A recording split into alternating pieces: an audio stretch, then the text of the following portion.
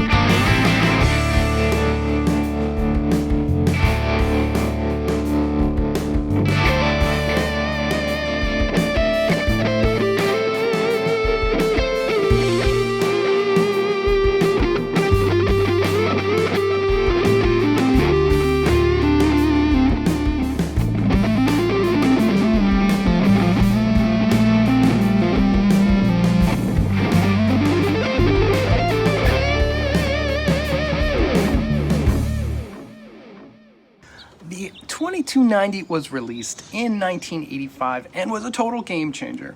At the time, a standard digital delay was maybe noisy and grainy or just not musical, but this unit had 100 dB dynamic range, which meant crystal clear delays with virtually no noise. It could store presets, it has stereo output, and it was considered by many to be a multi-effect unit. It introduced the idea of dynamic delay, where the delay level could automatically adjust based on how hard or how soft you play. This is huge for guitarists who want to be expressive or just don't want to muddy up their solos.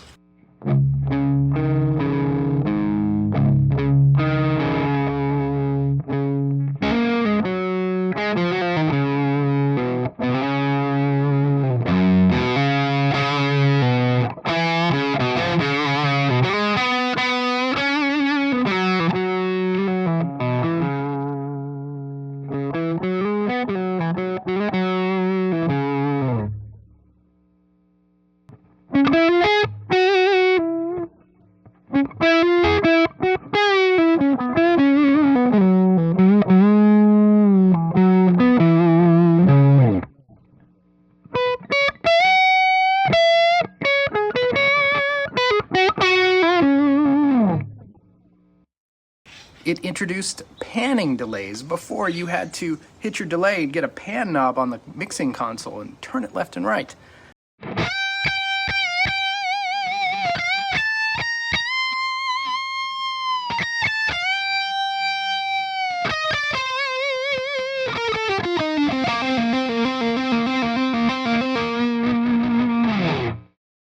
This will tremolo.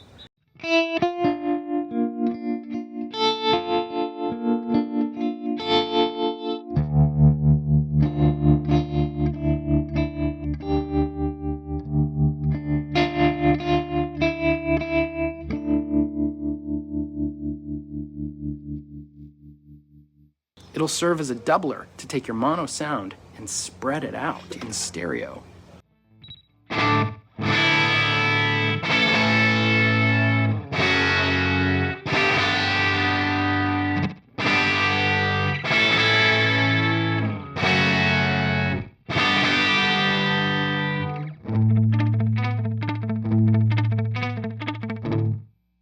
it choruses.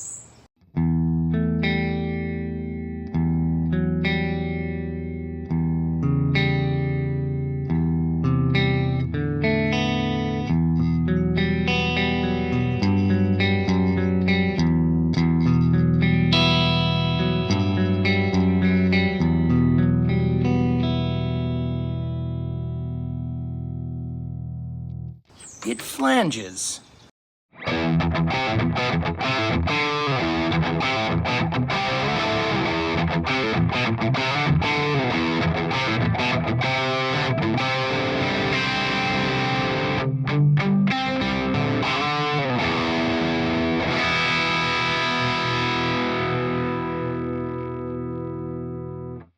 So why did a digital delay, that's something we usually associate with big ambient U2 style sounds, and yeah, Edge loved this too.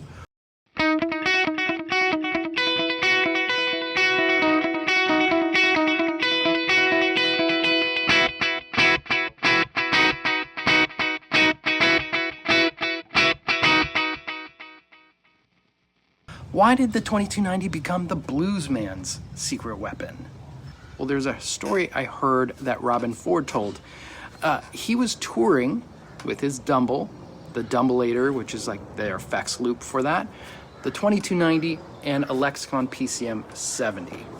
I happened to see Robben play a show with this rig, and it was the voice of God channeled through Robben. Robben's story was that the sound guy said, whoa, hey, you know, that digital delay, it's got an edge to it. Let's try some other stuff. They went through every digital delay they could find and ended up coming back to the 2290.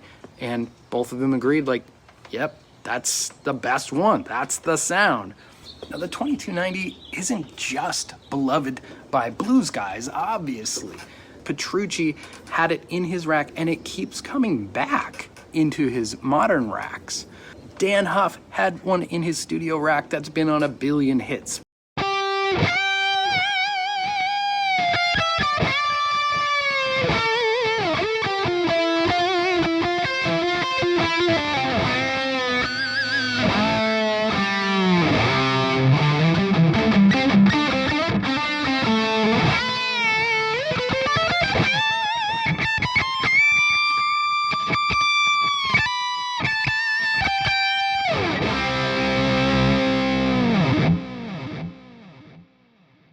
I think they love it because it has that big, clear delay sound, but it's not just the delay sound. The unit itself has like a really robust analog section. In fact, I heard that this is mostly an analog controlled delay.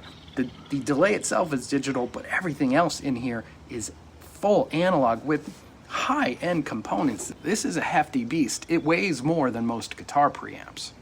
Now, if you were a serious rack guitarist in the 80s or 90s, or a blues guy that brought a rack with you, I mean, that's the coolest, you had choices of high-end digital delays.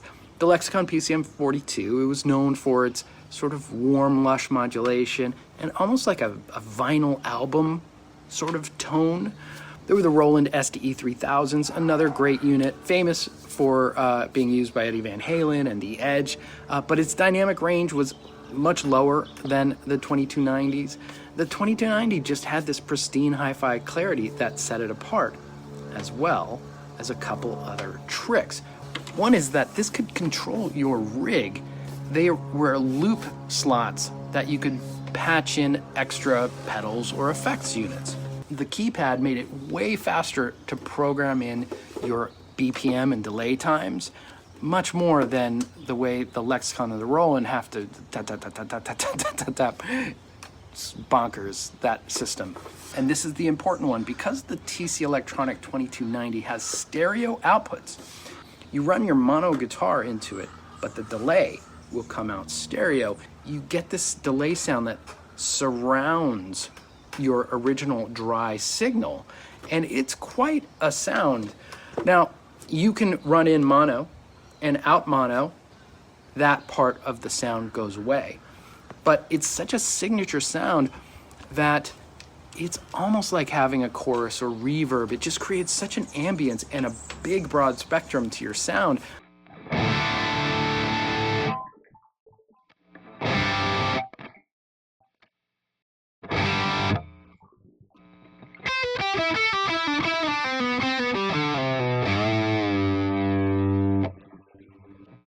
I think that's one of the reasons that players are enamored with the 2290 to this day.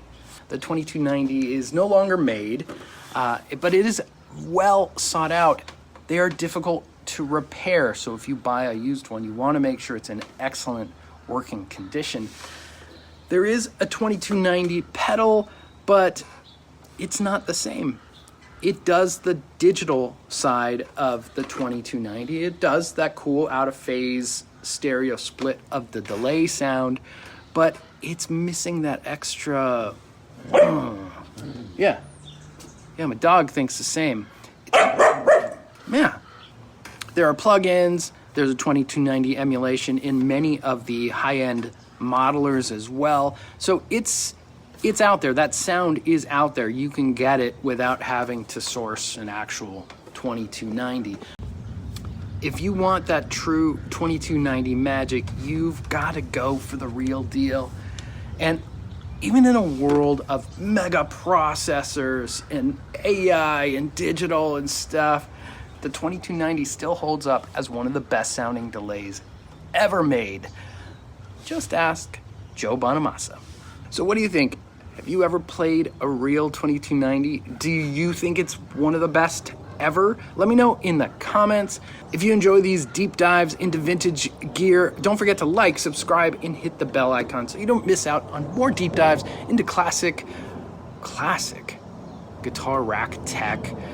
We'll see you on the next one. Thanks for watching. See you later.